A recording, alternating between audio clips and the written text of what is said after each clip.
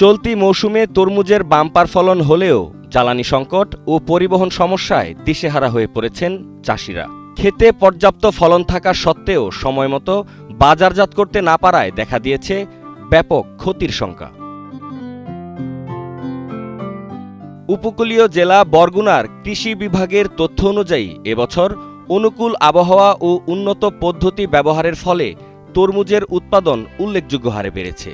এতে শুরুতে বেশ আনন্দিত ছিলেন কৃষকরা। তবে হঠাৎ জ্বালানি সংকট দেখা দেয়ায় সেই আনন্দ এখন পরিণত হয়েছে উদ্বেগে। ফলন তো খুব ভালো হয়েছে, আল্লাহ দিলে মোটামুটি আর কি ফল ভালো হয়েছে। এখন যে আমরা মোটামুটি গাড়ি পাইতেছি না এবং পাটিও পাইতেছি না, তাই আমরা এই সমস্যার কারণে এখন কি করবো যে যা ডাবল ভাড়া চাই, কেননা এখন ওই টোল পাওয়া যায় না বিদ্যায় তো গাড়ি পাওয়া যায় না, এই গাড়ি ডাবল ভাড়া দিতে হইব। এখন আমরা খুব সমস্যার উপরে, কোনো পাইকারি পত্র পাওয়া যায় না, এই হলো সমস্যা। আর মাল যা হয়েছে মোটামুটি হয়েছে, কিন্তু পাইকারি পত্র ঢোকে না, গাড়ি পায় না বা তেলের দাম বেশি, এই জন্য গাড়িগুলো পাওয়া যায় না। নিজেরটা নিজে এই নিতে বাউন্ড হয়েছি যে দেখি 2 টাকা বেশি হয়নি। জীবনের সব আয়োজন এখানে একসাথে। জ্বালানির অপ্রতুলতা ও দাম বৃদ্ধি পরিবহন ব্যবস্থাকে চাপে ফেলেছে। এতে বাড়তি ভাড়ার পাশাপাশি পর্যাপ্ত যানবাহন পাওয়া যাচ্ছে না বলে জানান পরিবহন চালকরা।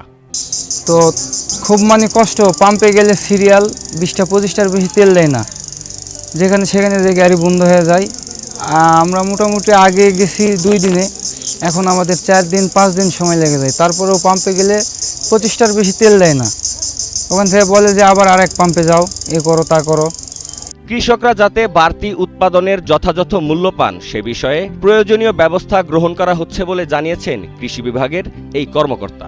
তো আমাদের কাছে প্রাথমিকভাবে যেটা মনে হয়েছে যে আমরা আবাদের লক্ষ্যমাত্রা আমরা অতিক্রম করতে পারবো, পাশাপাশি কৃষকরা যেন ন্যায্য দাম পায় সেটার জন্য আমরা বিভিন্ন মার্কেটিং, সরকারিভাবে কৃষি বিপণন অধিদপ্তরের সাথে জড়িত, আমরা বিভিন্ন মার্কেটিং ডিপার্টমেন্টের সাথে যোগাযোগ রাখছি এবং কৃষকরা যেন ভালো ফলন পায় সেখানে আমাদের কারিগরি পরামর্শ সহ বিভিন্ন ধরনের পরামর্শ দিয়ে যাচ্ছি। কৃষকের উৎপাদিত তরমুজ ন্যায্য দামে বাজারজাতকরণ, জ্বালানি সরবরাহ স্বাভাবিক রাখা এবং পরিবহন ব্যবস্থা সহজ করার দাবি জানিয়েছেন স্থানীয় তরমুজ চাষিরা।